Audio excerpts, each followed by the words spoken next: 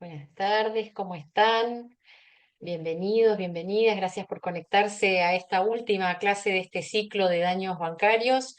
Hoy nos toca un tema caliente como el sobreendeudamiento, los daños por la ausencia de controles, historial crediticio y evaluación de riesgos, el abordaje legal del perfilamiento y del scoring bancario. Bueno, Joana, ¿cómo estás? Bienvenida. ¿Cómo estás, Irene? Muchísimas gracias. Muchísimas gracias a todos los que están siguiendo este ciclo. Y bienvenidos, como bien decía y anunciaba Irene, a nuestro tercer y último encuentro con una temática picante en relación justamente al tema de sobreendeudamiento, a lo que es scoring, a lo que es perfilamiento bancario.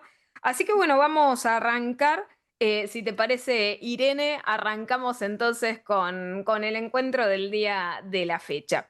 Así que bueno, simplemente para introducirles, la charla del día de la fecha se titula El sobreendeudamiento, los daños por la ausencia de controles, historial crediticio y evaluación de riesgos, el abordaje legal del perfilamiento y del scoring bancario. Y por lo tanto voy a hacer un recorrido que les diría va a ir de atrás para adelante en el sentido de que vamos a tratar justamente no el sobreendeudamiento, lo último, y vamos a ir camino hacia ello en función de todos los otros factores coadyuvantes que vamos a ir encontrando en el camino. Entonces, en primer lugar, solamente para plantear un poco el punto disparador en lo que respecta al tema de perfilamiento de los datos de los consumidores. Tenemos esta cuestión de responder en primer lugar a un deber y derecho de información. Pensemos que los bancos, en términos generales y en relación a todo ello, los sistemas también de información de orden crediticio tienen que informar a los titulares de los datos, consumidores, usuarios del sistema bancario, qué datos obviamente obtienen de ellos y qué datos se utilizan con fines de perfilamiento. Por otra parte, también hay una obligación, una doble arista a nivel obligación en lo que respecta al tratamiento de los datos que hacen en relación al tema de perfilamiento, que es el tema de la seguridad de los datos y la privacidad de los datos. Estimado Hernán, no hay apuntes de clases, los pueden tomar de lo que voy diciendo. En relación a seguridad y privacidad de los datos, es como decirles dos caras de la misma manera. Hay que asegurar la seguridad cibernética de los datos y por otra parte la protección y la privacidad de los datos. Y en lo que respecta a la información para la construcción, obviamente, de los perfiles en términos generales de los consumidores, es muy importante que desde lo jurídico, como siempre les señalo, sepamos qué datos se toman de los consumidores, cómo se los trabaja, qué se hace con ellos, qué tratamientos, obviamente, son utilizados para someter esos datos. Por otra parte, qué ciclo de vida recorren esos datos y qué medidas de seguridad en lo que respecta al tratamiento, al procesamiento de los mismos se realiza a lo largo sí, de su vida. Por favor, manos levantadas, no, las preguntas las realizan por el chat, ¿sí? Muchas gracias. Entonces, en relación al tema de los datos de los consumidores, las problemáticas habituales que más obviamente solemos identificar son el tema relacionado a las sesiones y a las transferencias de datos de los consumidores y usuarios. Ustedes habrán visto que en algunos otros encuentros con Irene hemos compartido estas problemáticas y estas preocupaciones en torno a lo que es el tema de las sesiones y de las transferencias internacionales. Particularmente lo hemos visto en el ciclo de protección de datos personales, con estos esquemas de casas matrices y filiales, sucursales, grupos económicos o agrupaciones empresarias, en las cuales obviamente los datos son compartidos. Y en este sentido hay un conglomerado de prácticas y de cláusulas abusivas que resultan obviamente nulas, de nulidad absoluta. En primer lugar, vamos a enfocarnos en lo que serían las cláusulas de cesión o de transferencias de datos genéricas, otras cláusulas que también son de la tipología de tratamiento de datos de formas genéricas y otras que violan a través del despliegue de prácticas abusivas principios tan importantes como el de calidad y de finalidad de los datos. Recordemos que para que una sesión, una transferencia de datos sea válida, hay que indicar de manera expresa, de forma puntual, ¿sí? A quién nosotros le estamos obviamente cediendo los datos, en qué extensión se realiza esa sesión, la identificación directa del mismo y demás, entre otras cuestiones, con qué objetivo y recordando obviamente que los principios de la sesión se mueven de manera análoga a lo que es el tema del consentimiento para tratamiento. Si un tratamiento requiere consentimiento, por ende la sesión también lo requiere. Ahora bien, en lo que respecta a ir empezando, ¿no?, a abordar la temática de la construcción de los perfiles de los e-consumidores, tenemos el tema de la generación, en lo particular de los perfiles publicitarios de los consumidores. Acá abordamos la primera cuestión, cómo se llega al consumidor en términos de publicidad. Y ahí encontramos que en términos generales la conformación lícita, o por lo menos lícita para nuestra regulación en lo que respecta a los datos que se utilizan para perfilamiento de orden comercial, publicitario directo, es aquel que se construye con los datos que están provistos con el consentimiento, obviamente, del consumidor titular del dato. Ahora bien, por obviamente principio contrario de lo que estamos diciendo, si entonces se construyen esos perfiles con datos provistos sin el consentimiento del consumidor titular del dato, la conformación de esos perfiles obviamente va a ser ilícita. Y esto en el ámbito informático genera un gran número de peligros. ¿Se acuerdan que en nuestro primer encuentro nosotros habíamos específicamente conversado al respecto de lo que es el tema del phishing bancario? Entonces, en relación, ¿sí?, a esta problemática, obviamente, cuando nosotros manejamos perfiles construidos de formas anómalas, de formas ilícitas, también obviamente generamos este acercamiento, ¿no?, a la posibilidad de la realización de alguna cuestión de orden ciberdelictivo. Y también tenemos el otro tema de la abusividad. Muchas veces la expresión en relación por la negativa del consumidor y la contraprestación de sus datos a través de la generalización de la práctica de la creación automatizada de perfiles a través de técnicas riesgosas de procesamiento de datos que nosotros hemos visto y hemos charlado en encuentros previos, particularmente los que trabajamos el tema de inteligencia artificial. Así que, dicho esto, en el perfilamiento publicitario, en el perfilamiento que se utiliza para el marketing directo, se realizan determinados tipos de prácticas que también son complejas: el entrecruzamiento, el relacionamiento, la inferencia en materia de bases de datos. Esto es, gente que comparte los datos de manera irrestricta y con, obviamente, la carencia de la autorización brindada y la información adecuada dada de manera previa a los consumidores y usuarios. Y nosotros tenemos, desde la perspectiva de nuestro marco normativo, lamentablemente, algunos señalamientos que son, desde un punto de vista histórico, inapropiados para la actualidad en la que nosotros nos encontramos. En primer lugar, nuestra Ley de Protección de Datos Personales acepta la conformación de perfiles publicitarios a partir, como bien sabemos, de su artículo 27. Por otra parte, establece una limitación en relación a las decisiones basadas en los perfiles automatizados. Y sin perjuicio de todo esto, nosotros también tenemos una integración normativa por vía, obviamente, de esta interpretación de orden dialógico con nuestra Ley de Defensa del Consumidor, en lo que es atinente al respeto del trato digno y a la prohibición del despliegue de prácticas abusivas respecto de los consumidores y usuarios, que esto es por vía, obviamente, de la protección de nuestro clásico artículo 8 bis de la LDC. Sin perjuicio de lo que les estoy comentando, futuramente, si es que hubiese, obviamente, alguna reforma al marco regulatorio en materia de protección de datos personales, está claro que el tema del perfilamiento va a sufrir impactos. Pero los acercamientos que hemos tenido en relación al tema de perfilamiento, que es algo que estaría muy bien que mantengan justamente, ¿no?, presente cuando lleguemos al tema del scoring bancario, es que el problema que tenemos es que si en nuestros sistemas aceptamos, por ejemplo, formas diluidas de consentimiento, llámese, ¿no?, en el caso del proyecto que tuvimos en 2018, consentimiento tácito, o en el año 2023, en lo que respecta, ¿no?, a la temática de lo que es el respeto como base legal de tratamiento del interés legítimo del responsable de tratamiento, está claro que el problema y el impacto que vamos a tener sobre el perfilamiento es muy grave.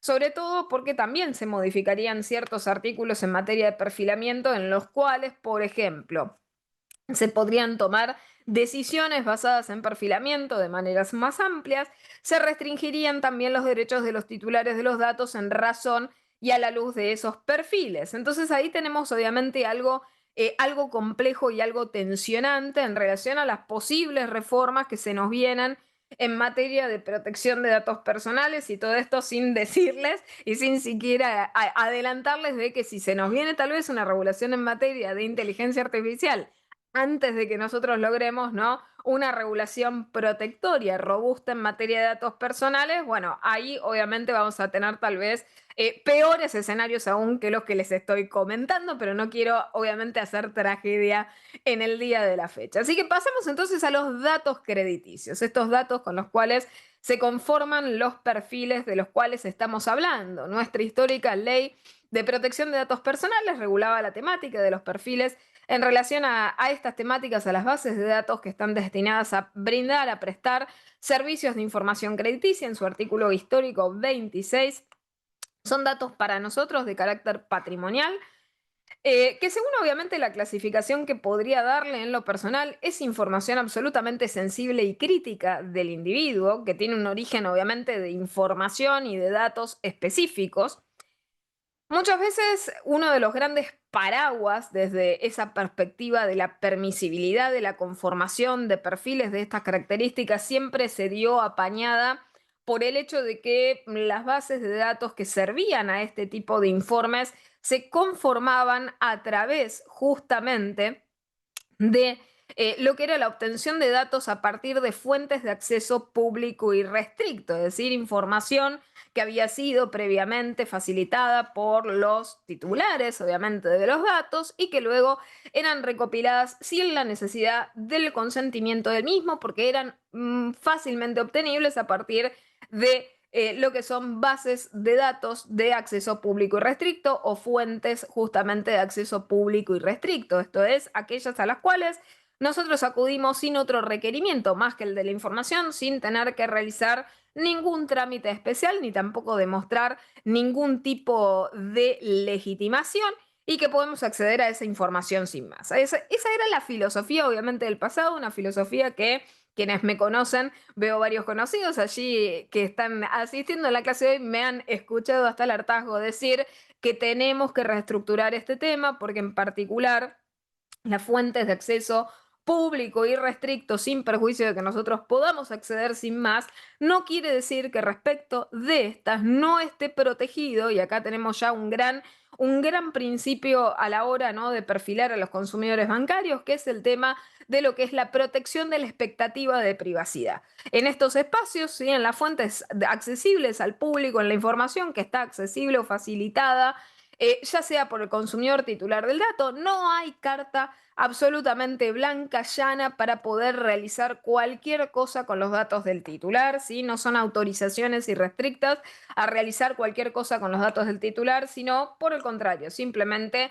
consentimientos brindados de manera contextual. Entonces, en este sentido, en las fuentes de acceso público y restricto también se tiene que resguardar, también se tiene que justamente proteger lo que es este principio, esta expectativa de privacidad. Y por otra parte, en relación justamente, ¿no?, a estos datos crediticios, según la regulación de nuestro histórico artículo 26 de nuestra ley 25326, ¿qué nos dice? Bueno, en primer lugar, la información, ¿sí?, relacionada al titular del dato puede obviamente tener, ¿no?, en relación a ello una validez, es decir, en el sentido de lo que es el principio conocido como de caducidad de los datos. Nosotros sabemos que esa información tiene el carácter de noticiosidad, obviamente, que le sigue a su vigencia. Y que está claro que si nosotros tenemos conocimiento, obviamente, de ciertos datos crediticios caducos, podríamos estar generando en relación a ese individuo una suerte de condena en la vida civil del individuo equiparable, ¿no? A lo que sería justamente esa muerte civil que nosotros le efectuamos por vía, ¿no? De esa cuestión de recordar de manera ultraactiva datos crediticios que ya han perdido su noticiosidad. De allí que lo que se dice en relación, y acá tal vez les destierra algunas ideas en materia de derecho al olvido, cuando se dice, ¿no? Absolutamente de manera falaz que el derecho al olvido no está regulado en la Argentina. Bueno, nosotros tenemos un derecho al olvido y un derecho al olvido hace ya mucho tiempo atrás, que es el del artículo 26, como les decía, de la Ley de Protección de Datos Personales, que establece claramente un límite de conservación barra olvido supresión. Se pueden almacenar, ¿sí?, datos que tengan que ver con la cuestión crediticia, la solvencia económica, financiera de la persona durante los últimos 5 años o 2 años, periodo que se reduce sobre deudas canceladas o extintas. Ahora, esto se realiza con precisión desde, primero, un punto en el cual se empieza a contabilizar ese plazo y por otra parte con precisión atada a un deber de información, o sea, últimos 5 años o 2 años desde aquello que nosotros caracterizamos como el evento económico adverso, o sea, aquella cuestión que hace surgir esa calificación de deuda por primera vez, no cuando se la renueva cíclicamente como una suerte de regeneración de un estado continuo de ser, obviamente, y de tener y de tentar la calidad de deudor. ¿Por qué? Porque si no, obviamente el plazo no empezaría a correr nunca y no tendría limitación. Entonces el límite de conservación es últimos 5 años desde ese evento económico adverso o de 2 años si las deudas fueron canceladas o extintas, dejando expresa constancia en el registro en la base de datos que ello ha sido de ese modo, ¿sí? Porque tiene que ver con también la publicidad de la información exactamente en relación a ello.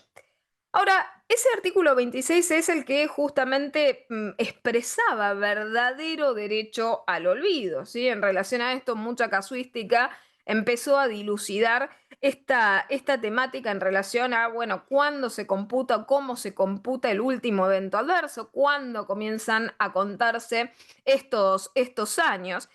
Y por otra parte, bueno, la última información adversa relevante es la que genera obviamente el hito del plazo y no la renovación del registro del evento adverso, como sí ocurría en el pasado y que dio lugar, ustedes pueden recordar, a toda esta gran casuística que existió a nivel local en lo que respecta a acciones, a la realización de acciones, obviamente de habeas data y también de daños asociadas a los informes crediticios erróneos, a los datos crediticios erróneos.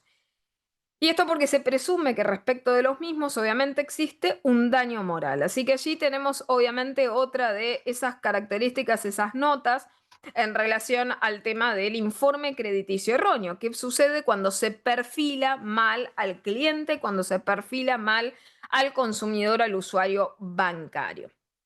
Y acá empezamos a entrar en lo que es la problemática del perfilamiento crediticio, que si ustedes toman la metáfora, ¿no?, de esa víbora que se muerde la cola, que es Ouroboros, podemos decir que el perfilamiento con el sobreendeudamiento tienen una relación muy, muy íntima, que es la que vamos a ir descubriendo a medida que vamos hablando en la clase de hoy, ¿no? Cuando nosotros hablamos del perfilamiento crediticio, ¿cuál es justamente, ¿no?, la gran problemática que nos genera ese perfilamiento crediticio? Y es justamente esta problemática que ustedes comenzaban allí justamente a mencionar en el chat, decía en función de la toma de datos para el perfilamiento, ese perfilamiento no debería ser de utilidad para detectar alertas en anomalías en el comportamiento del consumidor y para el caso de negar préstamos, tarjetas y demás. Después vamos a ir hablando sobre esto. En relación al tema del perfilamiento, cuando nosotros realizamos un perfilamiento erróneo, naturalmente lo que vamos a estar afectando en relación a ese titular consumidor en lo específico es un impacto que se centra naturalmente en esa incapacidad que va a tener de acceso al crédito, ya sea un individuo o pensemos también en situaciones equiparables a los individuos como son las pequeñas y medianas empresas y las micropymes. O sea, en términos generales, cuando nosotros asociamos a estos modelos de evaluación riesgos que no terminan, yo justo aquí no sé si está presente, no lo estoy viendo, es muy larga la lista de asistentes, pero siempre no uno de nuestros cursantes en una de las comisiones comenta, ¿no?, esta cuestión de un evento adverso no es suficiente, ¿no?, como para calificar la situación financiera total del individuo. Y está claro que en relación a estos riesgos que yo les comento, asociados a ciertos modelos de evaluación, no siempre son los más indicados para sacarle la foto a toda la complejidad de la situación financiera a nivel individual. ¿Por qué? Bueno, porque la situación financiera de orden individual se debe eh, a muchos factores, múltiples factores. Entre ellos puede ser un mal historial de pagos, un alto endeudamiento, muchas o reiteradas solicitudes de crédito que también pueden llegar a generar barreras en relación al tema de perfilamiento.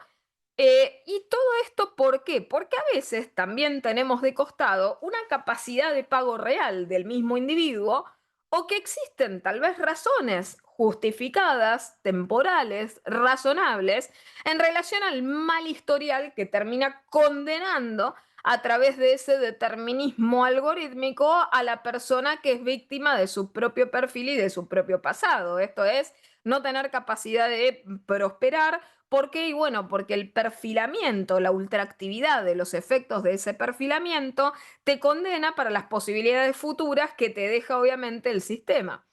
Entonces, en este sentido, cuando nosotros decimos, bueno, ¿por qué se muerde la cola con el tema del sobreendeudamiento? Porque cuando nosotros somos mal perfilados, muchas veces no podemos obtener crédito de quienes obviamente son más responsables en el sistema.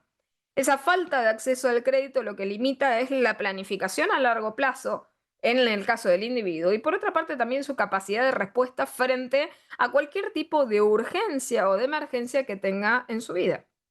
Y por eso les decía que la problemática de los perfiles de carácter, por ejemplo, comercial o de solvencia bancaria y demás, son equiparables en el caso de ser erróneos a una muerte civil, a una incapacidad de hecho. Nosotros lo vemos habitualmente, las posibilidades del individuo se restringen de sobremanera.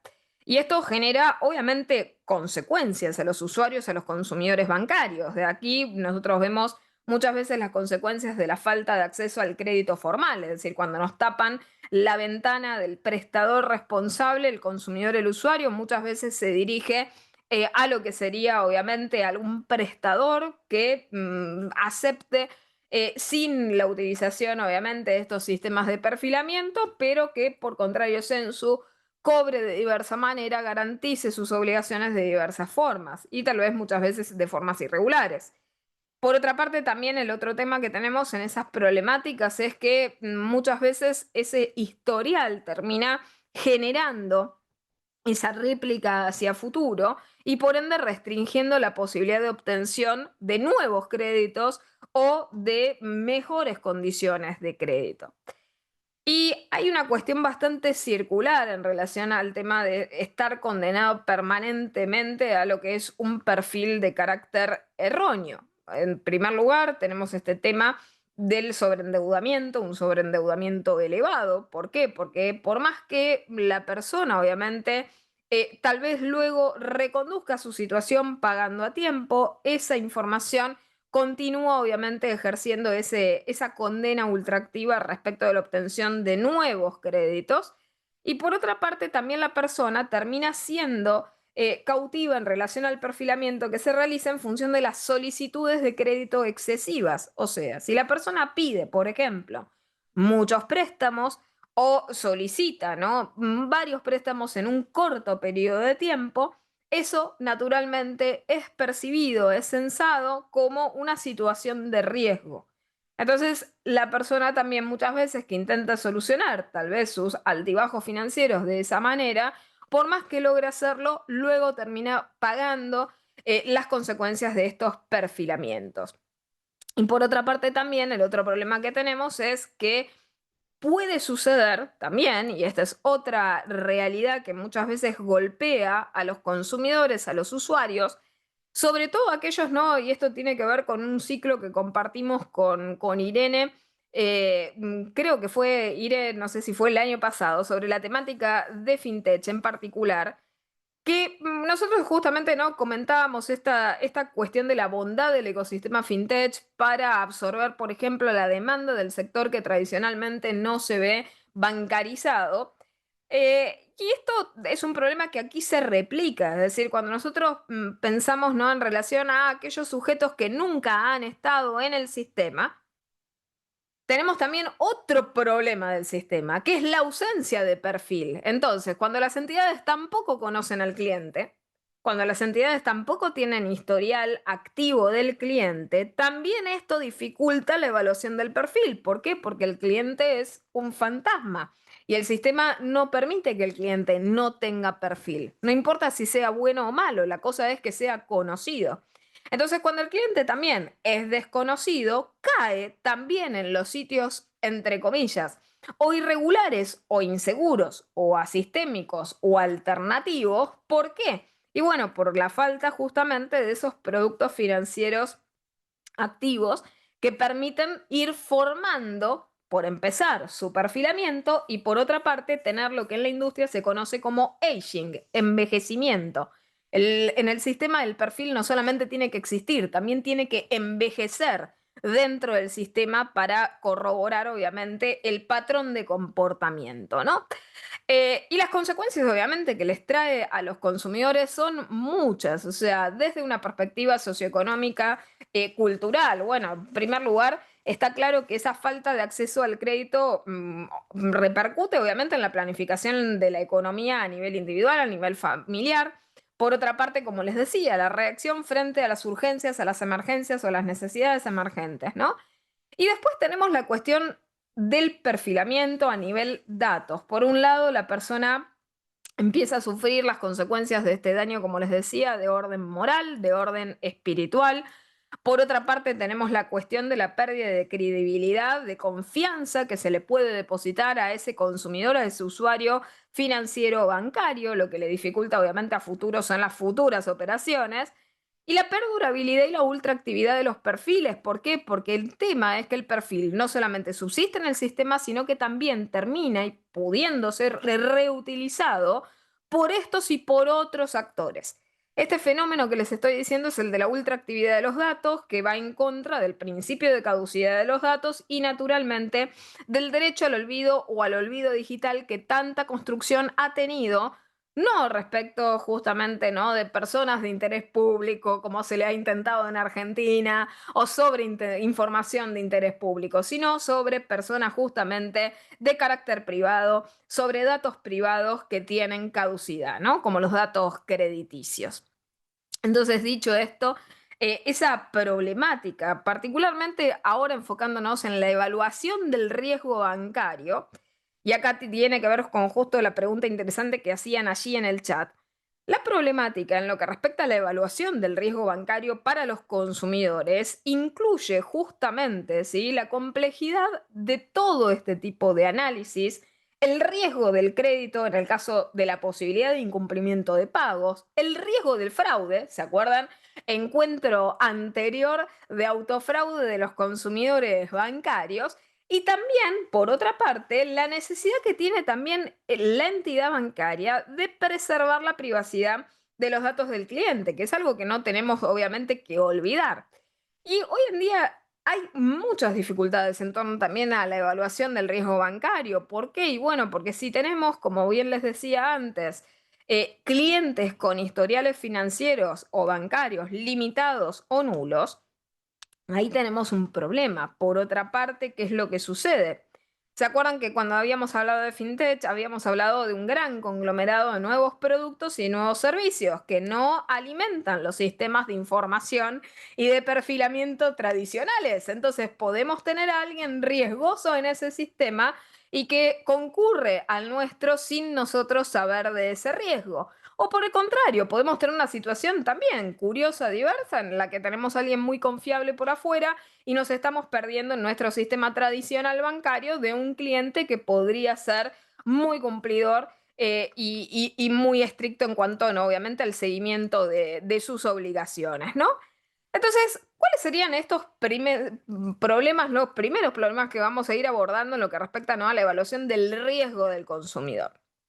Y acá tenemos la perspectiva desde la vereda del banco. Hoy les voy a hacer el juego de ir de un lado y del otro en el mismo encuentro. Los anteriores fueron más de un lado o del otro. En este voy a jugar ir justamente, ¿no? Primero ahora de la vereda bancaria, ¿no? Primero, el riesgo del crédito. O sea, el riesgo del crédito es el riesgo más ordinario y se basa en la posibilidad de que el cliente no tenga capacidad de repago, es decir, no pueda cumplir con las obligaciones de pago a las cuales sea obligado, y eso está claro que genera pérdidas para el banco.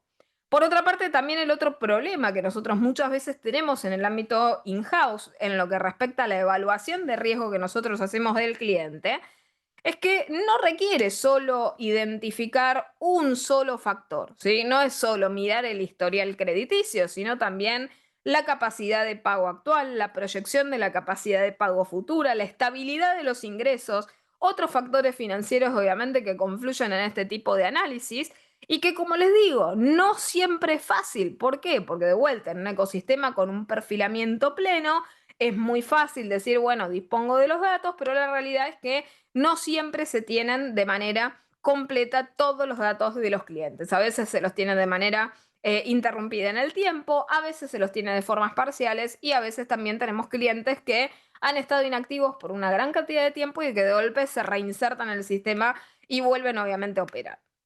Después que tenemos el problema del fraude. Clase anterior, si quieren obviamente repasarla, ya está subida en el repositorio de doctrina virtual de Microjuris Argentina. Las transacciones, como les había comentado en lo que respecta al encuentro previo, las transacciones digitales en línea conllevan riesgo de fraude. Yo ya les había comentado en toda la clase anterior, sin perjuicio de la primera, en la que vimos el tema de las nuevas estafas de orden bancario y toda la problemática del phishing renovado y de las nuevas ciberestafas bancarias. Lo que vimos en la clase subsiguiente, en Masterclass 2, ha sido justamente el fraude desde el consumidor, el autofraude bancario.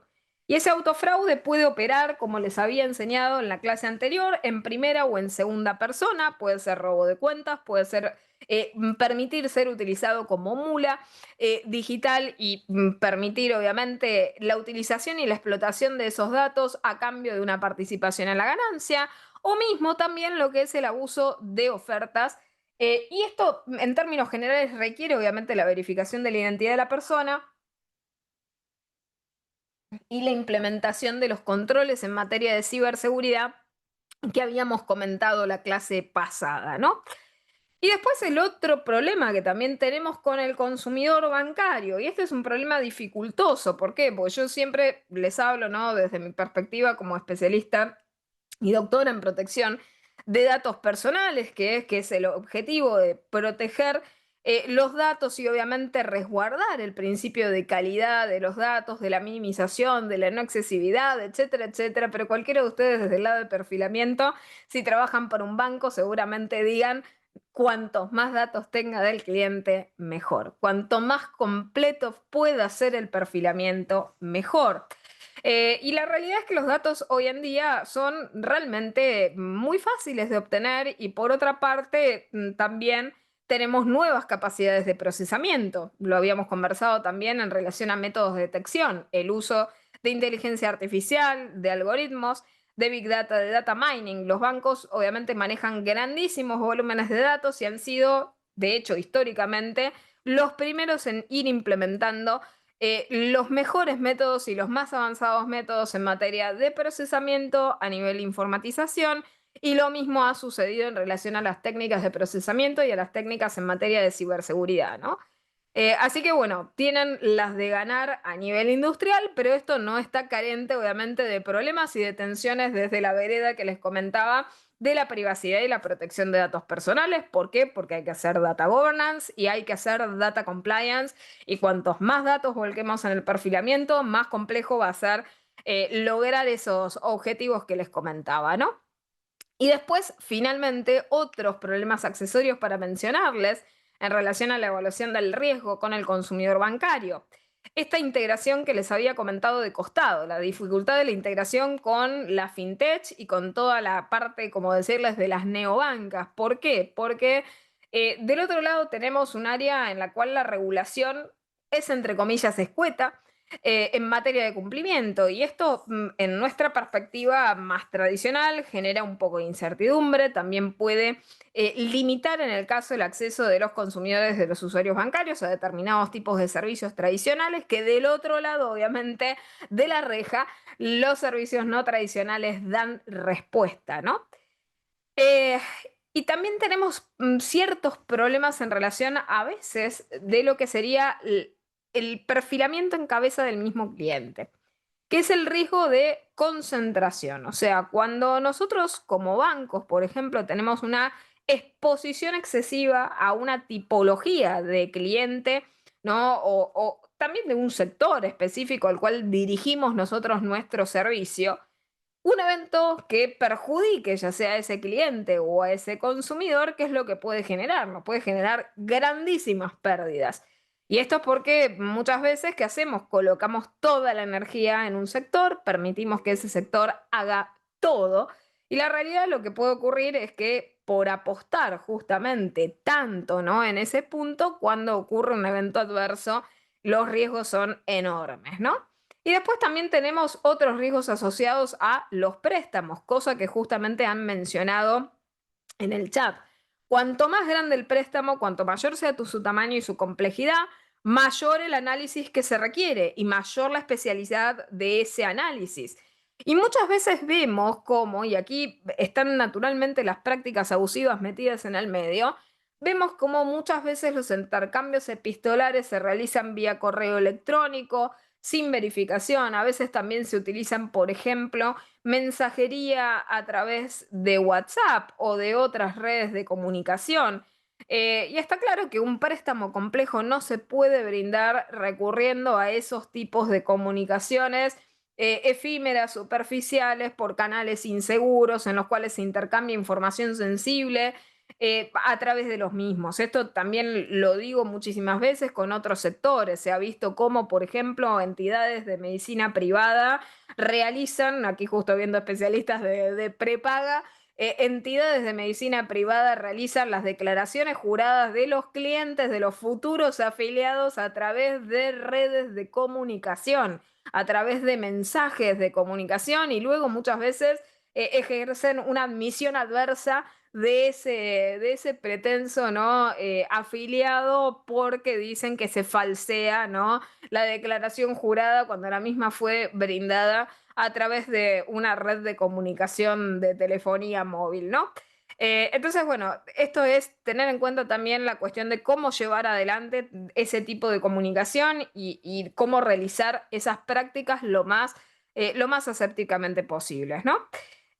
Dicho esto, los desafíos que nos representan, ¿no? En relación a la evaluación del riesgo del consumidor, que es como justamente, ¿no? Lo que puede, lo que puede realizar el banco para seguir de alguna manera mejorando y estimando estos problemas que les estaba comentando. Primero, la evaluación continua. O sea, lo primero es monitorear de forma, y acá los que me conocen deben ver una palabra muy afín a lo que hebreo, que es el tema del dinamismo del control. O sea, cuando nosotros tenemos que monitorear la solvencia del cliente, tenemos que hacerlo de manera dinámica. Yo he insistido mucho desde la perspectiva del titular del dato en lo que respecta a la construcción del concepto de autodeterminación informativa dinámica y lo que es consentimiento informado dinámico, y también insisto en la necesidad de generar auditorías y controles de orden dinámico. Las fotos estáticas ya en función de la realidad de procesamiento de datos que nosotros tenemos no nos sirven, no nos bastan. Entonces necesitamos justamente avanzar en controles de orden dinámico para detectar esos cambios impalpables en la solvencia del cliente que las fotos estáticas no dejan ver. Está claro que si nosotros hacemos uso inteligente justamente de los algoritmos, vamos a poder tener un acercamiento mejor a esos controles de orden dinámico. Y por otra parte, también los riesgos que naturalmente manejamos. Está claro que en el caso, la exposición al riesgo al mercado, nosotros tampoco la vamos a poder sacar en relación a si hacemos evaluación de riesgo. Por otra parte, también el otro problema que también tenemos que ver puertas para adentro es ya no solamente el riesgo en el cliente, sino el riesgo propio de nosotros como entidad, por ejemplo, asumiendo el riesgo de liquidez que implica asegurar las obligaciones a las cuales nosotros nos comprometemos a corto plazo, aun si todos, por ejemplo, fueran incumplidores, ¿no? Y pasamos entonces al tema de scoring bancario y se va poniendo, ¿no?, un poco más acalorada la charla. ¿Qué es el scoring bancario? Cuando hablamos de scoring bancario nos referimos a esa puntuación, a esa calificación de orden, obviamente, numérico que las entidades financieras lo que hacen es utilizar para asegurar, evaluar de alguna manera, controlar la probabilidad de que una persona tenga la capacidad de pagar sus deudas, basándose, obviamente, en los antecedentes que sirven al perfil de esa persona en cuanto al historial, al comportamiento, a todas las acciones precedentes que permiten, obviamente, generar, como siempre les comento en relación a la confianza, esas expectativas legitimadas, objetivas de confianza, de que la persona va a proceder a cumplir con aquello a lo cual obviamente se sujeta contractualmente. Y esto se calcula algorítmicamente a través de diferentes factores, obviamente, que alimentan a ese algoritmo. Por un lado, tenemos, ¿no?, los ingresos de la persona, las deudas, el historial de pagos. Está claro que si la persona tiene una tendencia a incumplir, esto obviamente termina afectándolo negativamente. ¿Cuál es el historial también de uso de los productos financieros? Y todo esto que les estoy diciendo es absolutamente elemental para lo que ustedes justamente comentaban más arriba en relación a si le damos o no le damos, por ejemplo, si aprobamos o no aprobamos créditos, préstamos o cualquier otro tipo de producto financiero respecto, ¿no?, de los titulares de los datos usuarios bancarios, ¿no? Entonces, ¿cómo funciona el scoring bancario? En líneas muy generales, yo les había comentado, tenemos por un lado un algoritmo que se utiliza en términos de evaluación, que procesa, se encarga de procesar, es una fórmula matemática que lo que hace es procesar datos de orden financiero para asignarle un output, un resultado que es esa puntuación. Y se utilizan diversos factores claves, ¿no? En términos generales tenemos, por un lado, ya les había dicho, el historial crediticio, el comportamiento en relación a los pagos, los niveles de ingresos y los niveles también de egresos, las deudas, la antigüedad, el aging del historial y la utilización de productos financieros. ¿Y cuál es el uso de ese scoring financiero? El que justamente ustedes comentaban allí más atrás. En primer lugar, los bancos lo que hacen es decidir a partir, obviamente, del perfilamiento del scoring. Y esas decisiones van, en primer lugar, si vamos a dar o no dar ese crédito, o sea, si se otorga o no se otorga en el caso ya sea un préstamo, una tarjeta de crédito, una hipoteca, una línea de crédito, lo que fuera. Por otra parte, evaluar también y predecir cuál va a ser el riesgo de morosidad en el caso, ¿no?, de si realmente ese usuario bancario va a incurrir o no va a incurrir en mora, si va a pagar, va a poder hacer frente a sus obligaciones y cuáles van a ser también las condiciones en las que pautamos esa obligación. ¿Por qué? Porque el scoring nos permite definir las condiciones contractuales. O sea, cuanto mejor sea el scoring, también las mejores condiciones van a ir aflorando. Por ejemplo, tasas de interés o condiciones contractuales más beneficiosas, ¿no? Ahora, ¿qué es lo que pasa con el scoring bancario? Y acá cruzo de vereda nuevamente en materia de datos personales. En términos generales, cuando justamente yo les dije una palabra mágica cuando hablábamos de scoring, que es el tema de los algoritmos. En términos generales, en lo que respecta al perfilamiento de los consumidores de los usuarios bancarios, los algoritmos que se utilizan son poco transparentes. Son algoritmos muy complejos, o sea, porque naturalmente la complejidad de los factores que tiene influyen obviamente en esa formulación. Y por otra parte, también tenemos este problema de falta de conocimiento, de educación también financiera y digital que confluye en este tema, porque también necesitamos a un consumidor, a un usuario bancario que tenga la capacidad también de comprender cómo funcionan estos algoritmos y hasta tener también la capacidad de entender cómo podría potencialmente mejorar en función de ese perfilamiento. Esto se los digo porque muchas veces yo, en relación a la problemática de lo que es la dependencia y el determinismo algorítmico, siempre les señalo esta cuestión de que los algoritmos muchas veces sirven como mecanismos, entre comillas, de censura previa. ¿Por qué? Porque si nosotros logramos aprender cómo funcionan los algoritmos y sabemos que un perfil u otro marca nuestro destino de forma beneficiosa o perjudicial, si nosotros sabemos cómo funciona el algoritmo, naturalmente nos vamos a empezar a comportar de manera tal que el algoritmo no nos perfile de forma negativa. Y lo mismo sucede en el ámbito bancario. Si nosotros tuviéramos verdadera transparencia informativa, también los usuarios consumidores bancarios tendrían conciencia de ello y también harían lo posible para ser perfilados lo mejor posible para obtener los mayores beneficios del sistema.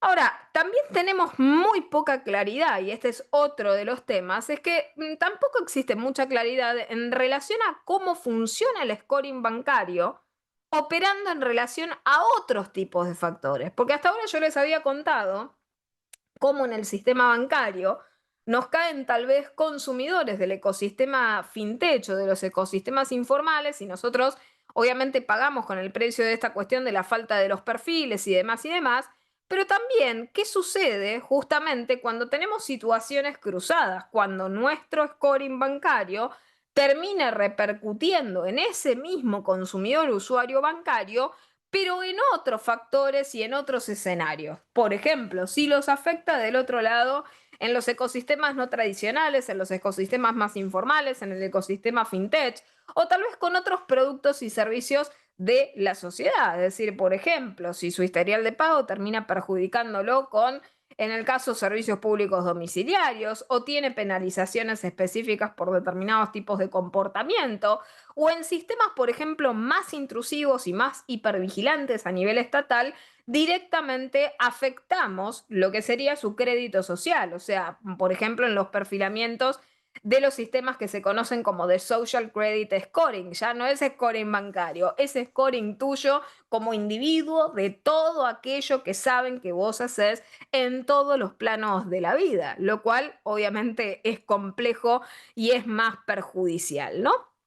Entonces, esta perspectiva de la problemática del scoring bancario se resume primero en la opacidad algorítmica, en el impacto también de esos servicios no tradicionales, o sea, del entrecruzamiento, y por otra parte también de los historiales de pago y el endeudamiento que muchas veces termina de algún modo, ¿no? Utilizándose recursivamente en la temática algorítmica. Recordemos, ¿se acuerdan de la problemática que hace ya algunas charlas atrás les había comentado en relación al ciclo de inteligencia artificial 1 y 2 que compartimos con Microjuris Argentina, cuando hablamos de la problemática del sesgo algorítmico? ¿Sí? Recordemos que también cada vez que nosotros hablamos de algoritmos tenemos sesgo algorítmico. Y el sesgo algorítmico, en este caso, golpea al consumidor o al usuario bancario sin posibilidad de que esto sea evitado.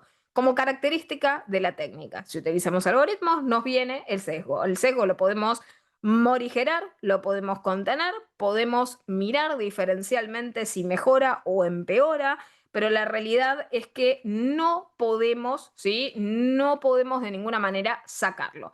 Hernán, comenté lo que se conoce como Social Credit Scoring, sistema de créditos sociales, particularmente en China se ha utilizado. Entonces, desde la perspectiva consumeril, ahora cruzamos de vereda de vuelta. El scoring bancario, ¿qué es lo que le causa al consumidor, al usuario bancario? Bueno, en primer lugar, le pega desde la perspectiva de las solicitudes de crédito.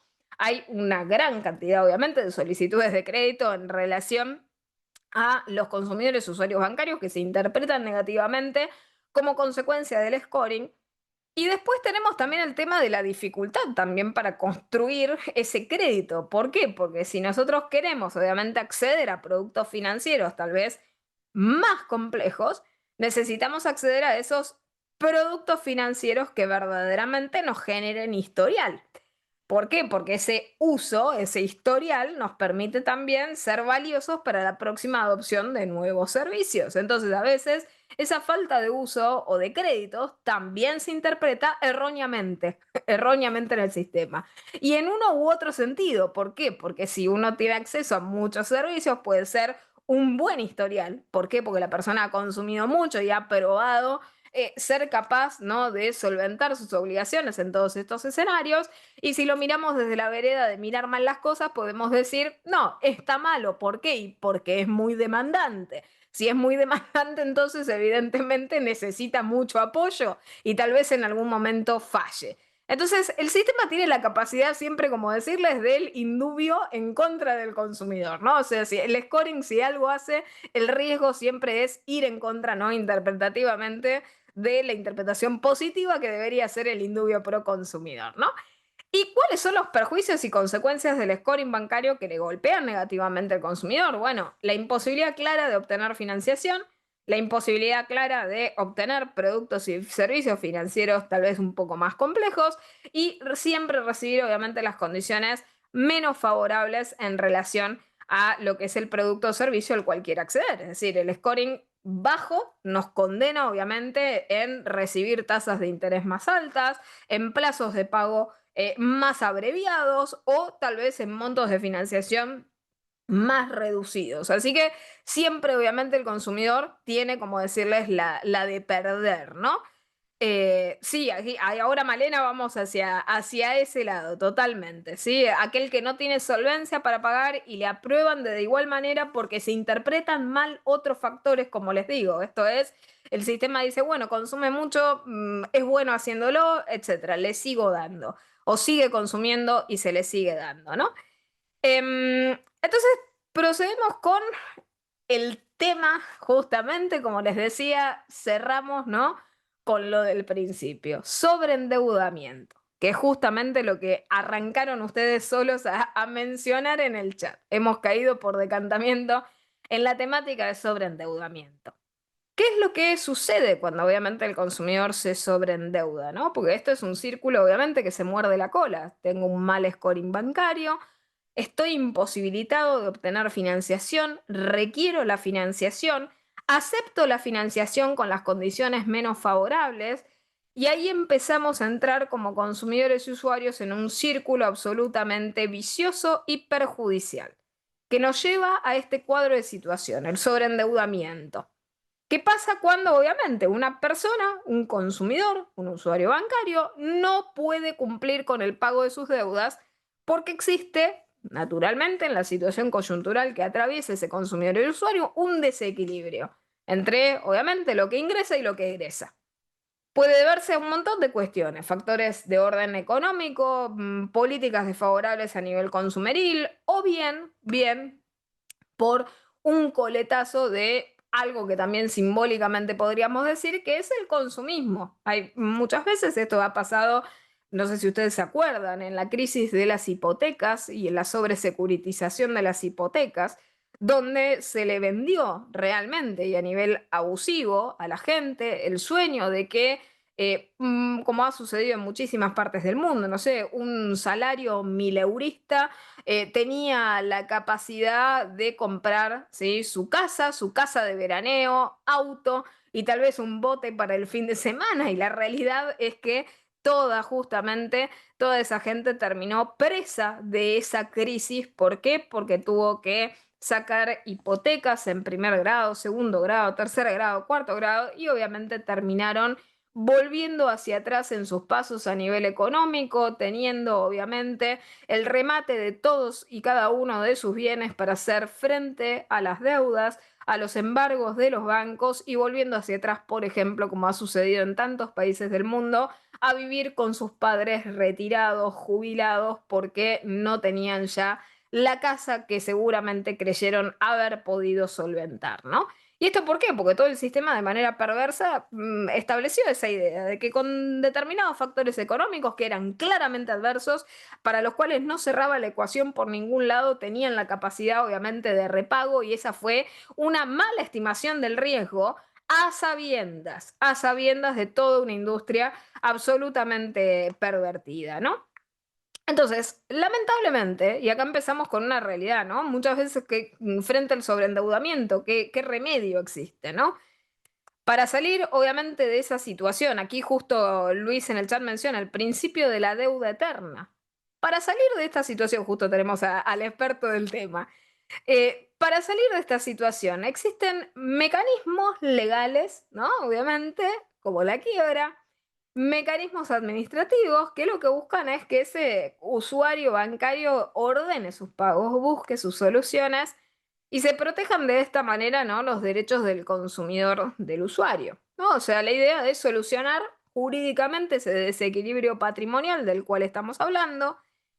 Y es un desequilibrio patrimonial que puede ser, a ver, ya en el caso del sobreendeudamiento, ya excede esa temporalidad o el carácter efímero, ¿no? Ya estamos en una situación más establecida donde los ingresos regulares de una persona no son suficientes para cubrir las deudas que están vencidas o que se encuentran por vencer, ni las necesidades básicas, ¿no? O sea, en el caso, esto colapsa también a nivel, desde la perspectiva del núcleo, como decirle, familiar, social más próximo, ¿qué sería el tema de vivienda, alimentación, servicios? Sí, Malena, concuerdo también con medidas cautelares, ahora vamos a comentarlas, ¿no? Y también con cuestiones de conciliación, con métodos alternativos de resolución de controversias, también voy a comentarles justamente, ¿no?, ese punto, ¿no? Entonces, acá tenemos ya justamente el vicio, justo en el chat lo mencionaban, ¿no? Esta cuestión de aprobarle, obviamente, a quienes no tienen solvencia para pagar determinados préstamos, ¿no? Y en términos, para darle una idea numérica, ¿no? En términos generales, cuando una persona obviamente gasta más de lo que tiene, o las deudas superan significativamente, obviamente, la capacidad de pago, es decir, cuando ya estamos del otro lado del 40%, podría decirse, del presupuesto, ahí entramos en esta situación de sobreendeudamiento. Y las salidas, obviamente, de los consumidores suelen ser desesperadas, ¿sí? En el caso suelen ser absolutamente, absolutamente desesperadas. Y ahora vamos a avanzar luego en lo que preguntaban allí en el chat de la responsabilidad de la entidad financiera, que en muchas de estas situaciones obviamente no es inocente. ¿Sí? Ya voy adelantándoles, no hay inocencia en esto.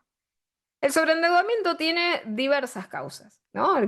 ¿Qué causas no utilizamos para estudiar esta fenomenología? Bueno, hablamos de los factores obviamente de orden económico, culpamos a la economía como siempre, de que hay obviamente falta de actualización, como decirles, de los salarios, que las personas obviamente no tienen capacidad de hacer frente a las obligaciones que tienen, que la inflación, que etcétera, etcétera. Siempre pateamos, ¿no?, la pelota hacia afuera. Después culpamos al consumidor, ¿no? Porque también el sistema, ¿qué hace? Culpamos a la víctima. Entonces decimos, bueno, esto es culpa de qué, del consumidor y del consumismo. ¿Por qué? Y bueno, porque el consumidor consume de manera compulsiva, es decir, más allá, obviamente, de sus necesidades, lo hace de manera sistemática, lo hace de manera repetitiva, impulsada justamente por esos deseos o necesidades artificialmente generadas, como se le suele decir. A mí me gustan más los deseos, porque los deseos nunca se satisfacen, las necesidades en algún momento sí. Y esto lleva a la acumulación, obviamente, de deudas de daño personal y demás. Y por otra parte, muchas veces también se culpa el tema de la restricción del acceso al consumo, o sea, en determinados tipos de contextos, el caso de la publicidad y del acceso al crédito lleva justamente, ¿no?, a creer estas cuestiones que justamente ustedes allí en el chat mencionaban de cómo le dan un producto a un consumidor bancario que saben que no va a tener capacidad de enfrentar. Es decir, cómo una persona, no sé, con 3 vehículos, 2 créditos, le seguís diciendo que tiene capacidad de acceder a un nuevo crédito para seguir pagando las deudas de los otros dos y tal vez para seguir adquiriendo un tercero o cuarto o quinto vehículo y seguir endeudándose eternamente, ¿no? Entonces acá quiero hacer ese parate en relación justo a lo que mencionaban allí en el chat, ¿no? La responsabilidad de la entidad financiera, no desde el consumidor, sino desde el proveedor. Y la pregunta que les hago, obviamente, a todos, ¿realmente tercerizamos culpas en estas instancias? El problema es del sistema, no es un problema del consumidor. O sea, aquí claramente voy a decirlo, estamos hablando de un sistema que es perverso, que da y provee de manera sistemática, a conciencia, a sabiendas, desde la perspectiva objetiva, obviamente son responsables objetivos en función de la ley 24240, pero que si tuviéramos que señalarlo y de allí la aplicabilidad en estos temas de lo que serían los daños punitivos, porque hay un gravísimo menosprecio a los derechos humanos del consumidor y del usuario bancario, y encima hay una prefiguración de ese resultado que es asimilable al dolo eventual. Estamos hablando de un riesgo extraordinario que le hacemos correr a ese consumidor bancario, porque esa perversión que les estoy señalando del sistema es darle justamente, ¿sí?, a alguien que no tiene la capacidad de tomarla, una oportunidad que nosotros sabemos que va a perjudicar a esa persona a la cual se la presentamos. Entonces ahí ya estamos, tenemos que empezar a reorientar un poco la mirada sobre el sistema. ¿Por qué el sistema le ofrece productos o servicios inadecuados, ¿sí? Inadecuados a ciertos públicos que claramente no deberían acceder a esos productos y servicios? Aquí justo en el chat mencionan jubilados, adultos mayores.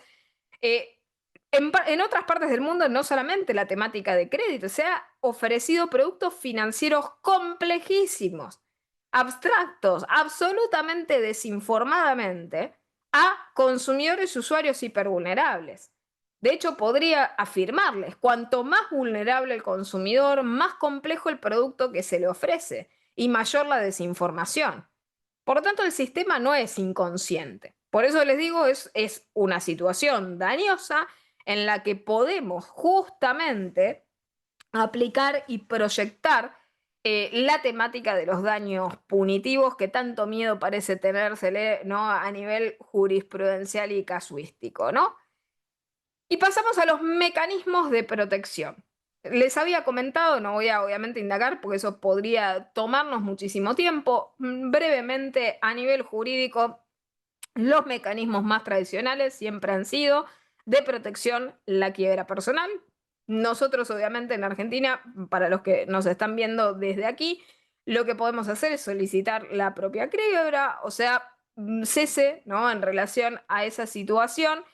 Y por otra parte, también tenemos un sistema consumeril. En Argentina tenemos la ley 24240.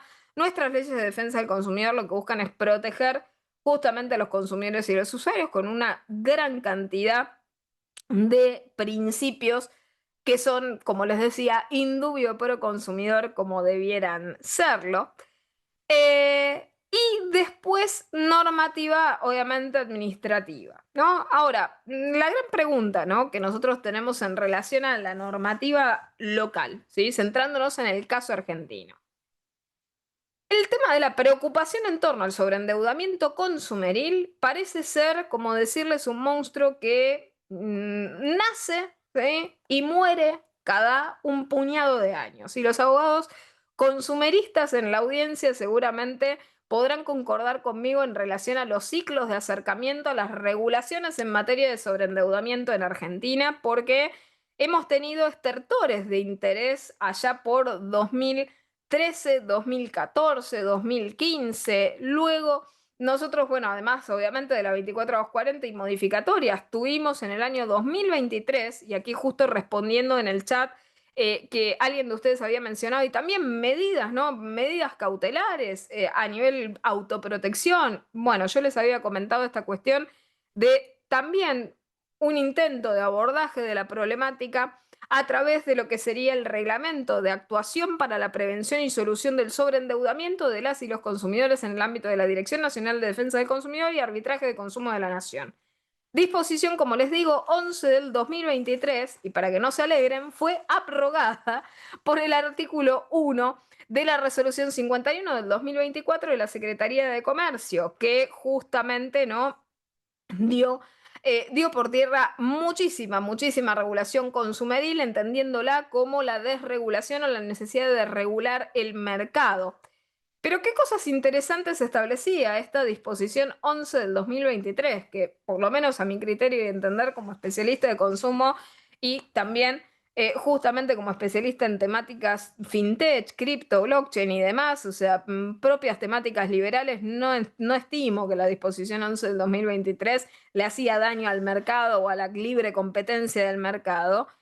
¿Qué es lo que establecía esta disposición 11 del 2023? Bueno, asesoramiento técnico específico para los consumidores sobreendeudados, facilitar el arribo a acuerdos conciliatorios, dictar justamente, como bien mencionaban ustedes en el chat, medidas preventivas en la materia, facilitar la resolución de las controversias, de los casos al respecto, potenciar también la interacción entre las partes interesadas, proveer mecanismos de detección temprana, la determinación de criterios para esos mecanismos. Por otra parte, el hacer seguimiento de los casos, identificar infracciones, generar estadística, o sea, transparencia informativa respecto de esta fenomenología, porque nosotros realmente estamos transitando, ¿no?, un ecosistema a ciegas, ¿sí?, a tontas y a ciegas. Sabemos que los consumidores están cada vez más sobreendeudados, sabemos de dónde viene la problemática, etcétera, etcétera, pero no se transparenta con claridad y necesitamos esa transparencia informativa para poder generar justamente políticas adecuadas particulares en la temática. Difundir informes en la materia, efectuar el seguimiento del mercado crediticio para saber qué se le está ofreciendo a los consumidores, a los usuarios y convocar a esos proveedores. Esto es, para que empiece la responsabilidad en casa, convocar a los proveedores de crédito para conversar estos puntos y para evitar que se proliferen estas cuestiones. Ahí justamente en el chat decían, ¿no? El sistema dice, está hecho para que no todos podamos acceder a todo, pero nos venden que sí podemos hacerlo. Y muchas veces el sistema, cuando busca lucrar, le ofrece a todos en general algo que solamente unos pocos podrían acceder. Y por eso no les gusta tampoco esta calificación de decir, bueno, separamos al consumidor avanzado y demás. ¿Por qué? Porque nos dejaría por fuera un montón de clientes que jamás debieron haber llegado a ser clientes. Entonces hay también una perversión en relación a esto de decir, bueno, solamente generamos consumidores hipervulnerables para abajo, pero no específicos hacia arriba, para segmentar los productos consumeriles riesgosos exclusivamente y excluyentemente para ese tipo de público, prohibiendo que los proveedores obviamente distribuyan esos productos y servicios en público no adecuado, ¿no? Y después la implementación de acciones. Nosotros hemos perdido, obviamente, esta disposición 11 del 2023, como les había dicho, y quiero sí pasar, ¿no?, a darles, como decirles, empezar a darles el cierre, ¿no?, del encuentro del día de la fecha, en relación al tema este del consumismo, ¿no? El sobreendeudamiento, lo hemos charlado, tiene muchas causales de orden sociocultural, financiero, económicas, entre ellas las que han justamente mencionado allí en el chat, con ejemplos también de orden internacional. Tenemos también otro fenómeno financiero y sociocultural económico, la masividad de los productos y de los servicios financieros complejos y del acceso al crédito, las variedades más lesivas de crédito y el acceso también al plástico, o sea, la masividad de tarjetas, tarjetas para todos, bancarización para todos y sin perjuicio de la capacidad de repago, ¿no? Y el problema es que es un impacto el que genera el sobreendeudamiento, que no se agota en cabeza del consumidor como individuo. Impacta a esa persona como ser humano, en sus derechos humanos, en su dignidad, en su calidad de vida, pero también en la calidad de vida y en la dignidad de todo el núcleo social familiar que lo rodea. Por lo tanto, es una problemática que tiene esquirlas que golpean a la sociedad de manera masiva. Allí justo en el chat mencionaban la fácil apertura de billeteras virtuales o wallets. Y ni hablemos hoy en día que también permitimos billeteras virtuales a niños, niñas y adolescentes. Es decir, podemos tener fenómenos de sobreendeudamiento de sujetos hipervulnerables y porque el sistema está acelerando más allá de la capacidad. ¿Sí? De la entonces Dirección Nacional de Defensa del Consumidor, Miguel, la resolución 11 del 2023. Entonces, las propuestas correctivas que les comenté han sido siempre procesos específicos, ¿no? ¿Procesos específicos de qué? Y bueno, solucionemos el daño, solucionemos el sobreendeudamiento, solucionemos esa insolvencia. Y eso, en nuestros términos jurídicos, es llegar tarde. ¿Por qué? Porque nosotros tenemos justamente que prevenir. Entonces, por esto, ¿sí?, en relación justamente a este punto, yo arribo a las siguientes conclusiones y a la siguiente propuesta, que sería invertir justamente la situación de victimización. En primer lugar, necesitamos de educación financiera. Creo que a nuestro país le falta muchísima, muchísima verdadera educación de orden financiero, capacitación y concientización al respecto de la temática de sobreendeudamiento.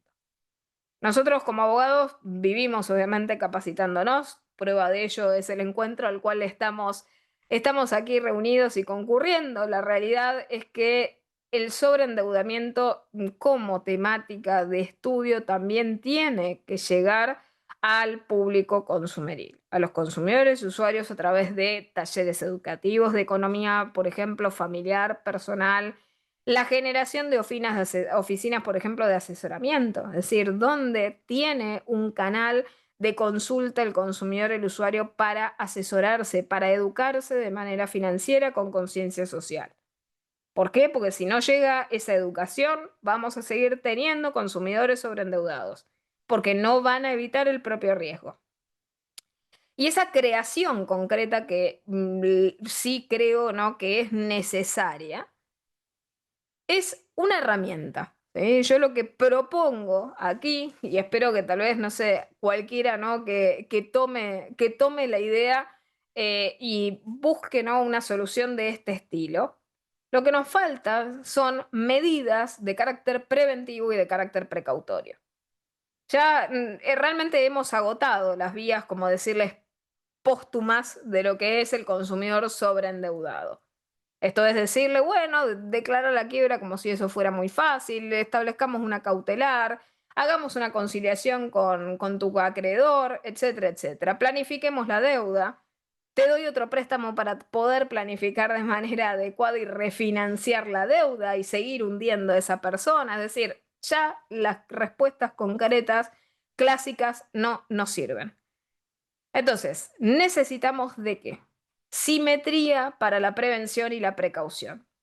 En este sentido, creo que lo que más útil sería empezar a hacer el espejo del scoring y del perfilamiento a través de la creación de un registro nacional unificado de capacidad residual de endeudamiento para consumidores. ¿A qué me estoy refiriendo con esto? De la misma manera que nos perfilan a nosotros, consumidores y usuarios, empecemos a perfilar al sistema bancario, a los proveedores de servicios fintech, a los proveedores, por ejemplo, de crédito. Esto es tener una disponibilidad abierta de herramientas de información y de calificación preexistentes que faciliten, obviamente, a los consumidores y usuarios en la selección de la detección de esas situaciones de riesgo, en viabilizar la unificación de los criterios en relación al riesgo con la visión desde la perspectiva consumeril y no desde la perspectiva del sistema. Nosotros vivimos calificando riesgos para el sistema bancario, para el sistema económico, etcétera, etcétera. Pero nosotros, consumidores y usuarios, no tenemos ningún tipo, realmente ningún tipo de sistema de perfilamiento o sistema de bordes que nos permita evaluar si lo que nosotros estamos aceptando, si ese acuerdo, por ejemplo, de deuda que estamos aceptando, de crédito, de producto, etcétera, etcétera, es o no es adecuado. Y si esa empresa, por ejemplo, ese proveedor, suele justamente sobreendeudar a sus consumidores y usuarios. ¿Para hacer qué? Para eximir justamente al consumidor en esas situaciones específicas donde se sabe que el proveedor estaba sobreendeudando activamente al consumidor. Esto es, ese eximente sería, claramente, la situación adversa de la cual estamos hablando no podría impactar en el perfil crediticio del consumidor, no podría impactar previamente de manera negativa, no podría efectuarse ningún tipo de requerimiento extraordinario respecto de ese consumidor, ese usuario. Y lo que estoy diciendo es muy simple, es decir, nosotros estaríamos conjugando elementos que ya conocemos del consumidor, del usuario, en el caso, elementos que son conocidos por parte del proveedor, y en este sentido, armar un sistema de alerta y de precalificación. Y ya no, como les digo, desde la perspectiva consumeril, sino de procurar que el consumidor pueda saber si aquel sujeto con el que está contratando es verdaderamente una parte de esa reproducción del sistema patológico económico que veníamos hablando, si está contratando con un agente dañador o no. Entonces, en ese sentido, el consumidor, ¿qué haría? Utilizaría este sistema que es, como les digo, instrumentable, en el sentido de si el consumidor va o no va a asumir ese tipo de riesgo.